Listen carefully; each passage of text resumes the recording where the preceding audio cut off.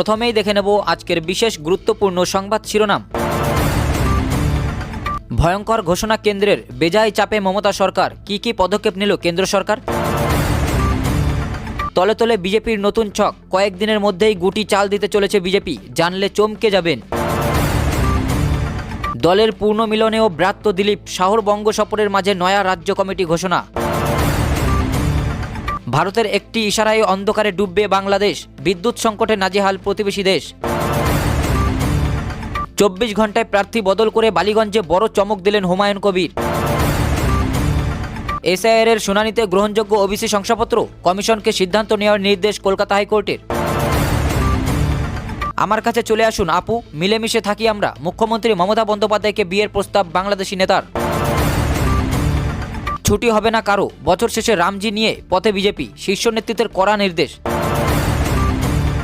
ঘর কেনার আগে সাবধান, সাহারানপুরে কলোনি মাফিয়াদের দাপট রুখতে রণংদেহী প্রশাসন, বড় ঘোষণা। বঙ্গে এসআইআর শুনানি পর্ব শুরুর আগেই কমিশনের মাস্টার প্ল্যান, প্রশিক্ষণে 4600 মাইক্রো অবজারভার। সোশ্যাল মিডিয়া ব্যবহারে নতুন নির্দেশিকা সেনাদের, দেখাই অনুমতি থাকলেও রয়েছে একাধিক নিষেধাজ্ঞা। বাংলাদেশিদের জন্য সব হোটেলের দরজা বন্ধ, বড় অ্যাকশন নিল ব্যবসায়ীরা। প্রেমে না, ভয়ঙ্কর পরিণতি ঠাকুরপুকুর কলেজের ছাত্রীর, প্রতিবেশী যুবকের বাড়িতে আগুন দিল জনতা। ফেব্রুয়ারির নির্বাচনে অংশ নিতে পারবে না নিষিদ্ধ আওয়ামী লীগ, ঘোষণা ইউনূস সরকারের। জানুয়ারি থেকে বদলে যাবে এই নিয়মগুলি, আপনার কি সুবিধা হবে জেনে নিন। এক বুক অভিমান নিয়ে চিঠি লিখলেন বিচারপতি বিশ্বজিৎ বসু, মিষ্টি মিষ্টি কথা শুনতে চান না আর। তৎকাল বুকিংয়ের সময় খুব সাবধান, এই ভুল করলে আর টিকিট পাবেন না। উত্তাল সময়ে 17 বছর পর বাংলাদেশে খালেদা পুত্র তারেক, উচ্ছ্বাস চরমে, বড় পরিবর্তনের ইঙ্গিত। 4 মাস পর মমতা মুখ্যমন্ত্রী থাকবেন না, মুসলিমরা হুমায়ুন নৌসাদদের দিকে, হিন্দুরা বিজেপির দিকে, ভোট ভাগ শুভেন্দুর। প্রিয় দর্শক, এবার আসছি বিস্তারিত খবরে। চলতি মাসের শেষেই কলকাতায় আসছেন কেন্দ্রীয় স্বরাষ্ট্রমন্ত্রী অমিত শাহ। শাহর সফরের মধ্যেই কি নতুন রাজ্য কমিটির নাম ঘোষণা করা হবে, তা নিয়েই জল্পনা শুরু হয়েছে বঙ্গ বিজেপিতে। যদিও দলীয় সূত্রের খবর, নয়া কমিটি ঘোষণার সম্ভাবনা শাহর সফরের পরেই। আর নতুন কমিটিতে যারা আছেন, শাহর উপস্থিতিতে বর্ধিত রাজ্য কমিটির বৈঠকে তাদেরও ডাকা হবে। ইতিমধ্যে নতুন রাজ্য কমিটির নামে চূড়ান্ত তালিকা দিল্লিতে জমা করে দিয়েছেন রাজ্য সভাপতি শ্রমিক ভট্টাচার্য। নতুন রাজ্য কমিটি ঘোষণা হলে বাদ পড়তে পারে, বাদ পড়াদের ক্ষোভের একটা আশঙ্কা রয়েছে, তাই ঘোষণার সময়টা বুঝে সুঝেই করতে চাইছে কেন্দ্রীয় নেতৃত্ব। 29শে ডিসেম্বর রাতে কলকাতায় আসার কথা অমিত শাহর। 30 ও 31 ডিসেম্বর একাধিক সাংগঠনিক কর্মসূচি রয়েছে তার। আবার অমিত শাহর সফর ঘিরে এক অভিনব পরিকল্পনা নিয়েছে বঙ্গ বিজেপির যুব মোর্চা। অমিত শাহর কনভয়ের সামনে ও পেছনের বাইক মিছিল যাবে। 4 থেকে 5 হাজার বাইক থাকবে কেন্দ্রীয় স্বরাষ্ট্রমন্ত্রীর কনভয়ের সঙ্গে। অমিত শাহকে নিয়ে সংযোজন ও প্রচারের এক নয়া কৌশল বিজেপির। কলকাতা 2, 24 পরগনা ও হাওড়া সহ একাধিক সাংগঠনিক জেলাকে এই মিছিল সংগঠিত করার দায়িত্ব দেওয়া হয়েছে। 29 তারিখ রাতে কলকাতা বিমানবন্দরে শাহ নামার পর সেখান থেকে নিউ টাউন পৌঁছানো এবং পরদিন তিনি সল্টলেক বিজেপি দপ্তর ছাড়াও যেখানে যেখানে দলীয় কর্মসূচিতে যাবেন সেখানে তার কনভয়ের সঙ্গে এই বাইক মিছিল হবে। এদিকে শাহ আসার আগেই আজ বঙ্গ বিজেপির আদি নেতাদের পুনর্মিলন উৎসব হতে চলেছে ন্যাশনাল লাইব্রেরির অডিটোরিয়ামে। গতকাল প্রাক্তন প্রধানমন্ত্রী প্রয়াত অটল বিহারী বাজপেয়ীর জন্মদিনে দলের বসে যাওয়া বাদ যাওয়া পুরনো নেতাদের সভা হতে চলেছে এই পুনর্মিলন উৎসবে, যেখানে কেন্দ্রীয় নেতা সুনীল বনশল, রাজ্য সভাপতি শ্রমিক ভট্টাচার্য থাকবেন। বিরোধী দলনেতা শুভেন্দু অধিকারীকেও আমন্ত্রণ করা হয়েছে। মূলত বনশল ও শ্রমিকের নির্দেশেই দলের পুরনো নেতাদের 26-এর ভোটের আগে পুরনোদের সক্রিয় করে তোলার লক্ষ্যেই তাদের একত্র করার কাজ শুরু হচ্ছে রাজ্য স্তরের এই সভার মধ্য দিয়ে। এই সভার আয়োজনের অন্যতম দায়িত্বে রয়েছেন বঙ্গ বিজেপির প্রাক্তন রাজ্য সহসভাপতি প্রতাপ বন্দ্যোপাধ্যায়, যারা 2021 সালে দলের প্রার্থী ছিলেন, আগের রাজ্য কমিটির পদাধিকারী ছিলেন এবং প্রাক্তন জেলা সভাপতিদের ডাকা হয়েছে এই সভায়। যদিও বুধবার সন্ধ্যা পর্যন্ত খবর, এই পুরনোদের সভাতেও ডাক পাননি প্রাক্তন রাজ্য সভাপতি দিলীপ ঘোষ। যদি প্রাক্তন কার্যকর্তাদের ডাকা হচ্ছে, তাহলে কেন দিলীপকে ডাকা হয়নি, তা নিয়ে প্রশ্ন তুলেছেন পুরনোদের একাংশ। এদিকে এই পুরনোদের মিলন উৎসবে আমন্ত্রণপত্রে লেখা হয়েছে বিশেষ সম্পর্ক অভিযান। রাজ্য বিজেপির বর্তমান ক্ষমতাসীন শিবিরের নেতাদের একাংশ যথেষ্ট চাপে। কোন পুরনোরা সবাই যাবেন সেদিকে দলের ক্ষমতাসীন শিবিরের একাংশের নজর রয়েছে বলে খবর। প্রায় 1,500 জনের উপস্থিত থাকার কথা বলা হয়েছিল সভাস্থলে। এসআইআর এর শুনানিতে গ্রহণযোগ্য ওবিসি শংসাপত্র, কমিশনকে সিদ্ধান্ত নেওয়ার নির্দেশ কলকাতা হাইকোর্টের। এসআইআর বা ভোটার তালিকা নিবিড় সমীক্ষায় ব্যবহার করা যাবে কিনা ওবিসি শংসাপত্র, তা নিয়ে এবার নিজেদের অবস্থান জানালো কলকাতা হাইকোর্ট। কি বলল আদালত, বিস্তারিত জানতে দেখুন সম্পূর্ণ ফটো গ্যালারি। চলছে রাজ্য জুড়ে এসআইআর বা ভোটার তালিকা নিবিড় সমীক্ষার শেষ মুহূর্তের কাজ। শীঘ্রই প্রকাশিত হবে চূড়ান্ত ভোটার তালিকা। তার আগে এবার পশ্চিমবঙ্গে এসআইআর এর শুনানিতে 2010 সালের পর ইস্যু হওয়া ওবিসি শংসাপত্র ব্যবহার করা যাবে কিনা সেই নিয়ে চূড়ান্ত সিদ্ধান্ত নিতে হবে নির্বাচন কমিশনকেই, জানিয়ে দিল কলকাতা হাইকোর্ট। এই বিষয়ে কী সিদ্ধান্ত নেওয়া হচ্ছে তা কারণসহ আগামী 31শে ডিসেম্বরের মধ্যেই মামলাকারীদের জানিয়ে দিতে হবে কমিশনকে, এমনই নির্দেশ দেন কলকাতা হাইকোর্টের বিচারপতি কৃষ্ণা রাও। সূত্রের খবর, গত বছরের 22শে মে কলকাতা হাইকোর্টের বিচারপতি তপব্রত চক্রবর্তী এবং বিচারপতি রাজাশেখর মান্তার ডিভিশন বেঞ্চ নির্দেশ দিয়েছিল 2010 সালের পর রাজ্যে ইস্যু হওয়া সমস্ত ওবিসি সার্টিফিকেট বাতিল করতে হবে। সেই সঙ্গে হাইকোর্ট নির্দেশ দিয়েছিল সামাজিক, আর্থিক এবং পেশাগতভাবে সব জনগোষ্ঠীর মধ্যে নতুন করে সমীক্ষা করতে হবে। এদিকে তারপরই নতুন করে ওবিসি তালিকা প্রস্তুত করতে হবে বলে জানায় আদালত। সেই মতো রাজ্য একটি সমীক্ষা করে ওবিসি নিয়ে বিজ্ঞপ্তিও জারি করে, তা নিয়েও পরে মামলা হয় হাইকোর্টে। সুপ্রিম কোর্টেও গড়ায় সেই মামলা। তবে রাজ্যের নতুন করে ওবিসি বিজ্ঞপ্তির উপর কোনো স্থগিতাদেশ দেয়নি সুপ্রিম কোর্ট।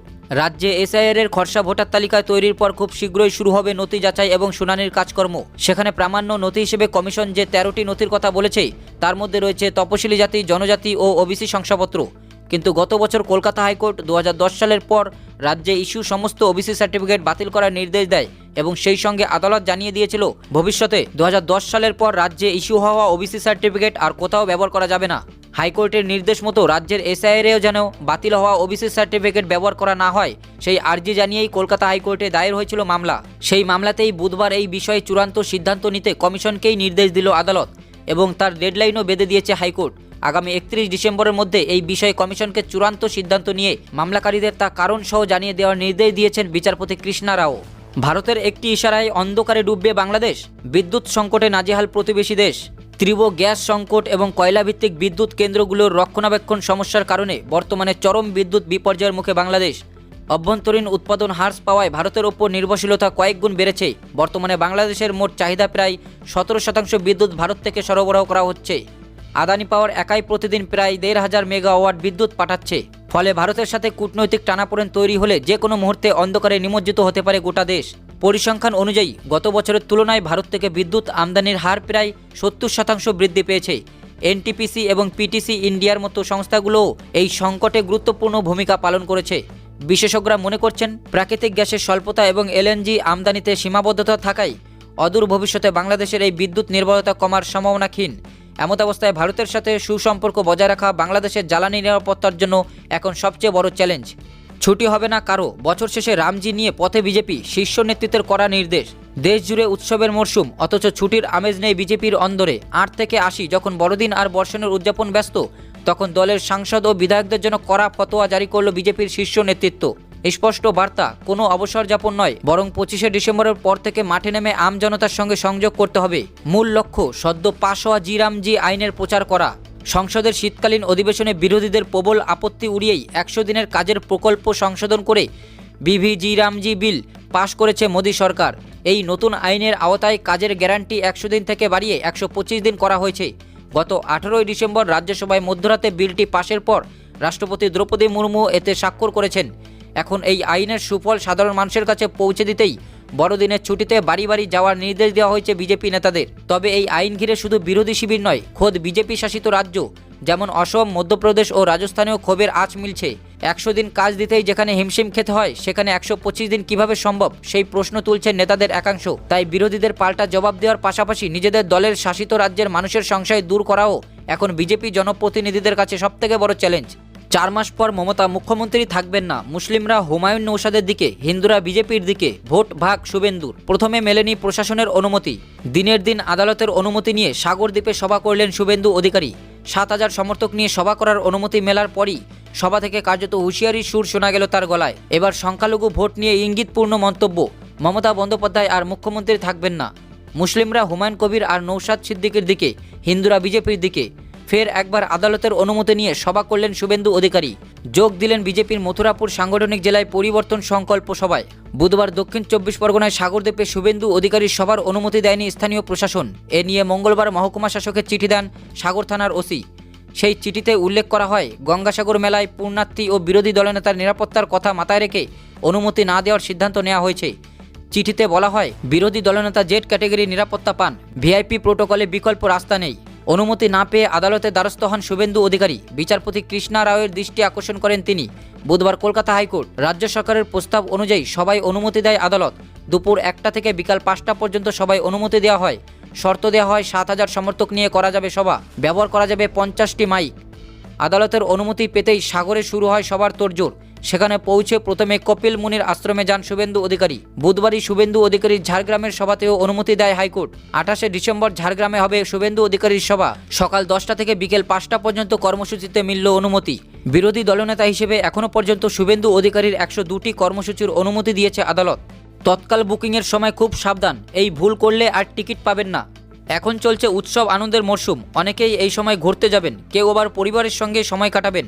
হঠাৎ যদি আপনার ঘুরতে যাওয়ার প্ল্যান হয় তাহলে ট্রেনে যাতায়াতের ক্ষেত্রে তৎকাল টিকিটই ভরসা। তবে তৎকাল টিকিটের নিয়মে সম্প্রতি এসেছে একাধিক বদল। যদি এই নিয়ম জানা না থাকে তাহলে আপনার কিন্তু ট্রেন মিস হয়ে যেতে পারে কিংবা টিকিটই না পেতে পারেন। 1 ডিসেম্বর থেকেই তৎকাল টিকিট বুকিংয়ের ক্ষেত্রে নতুন নিয়ম চালু হয়েছে।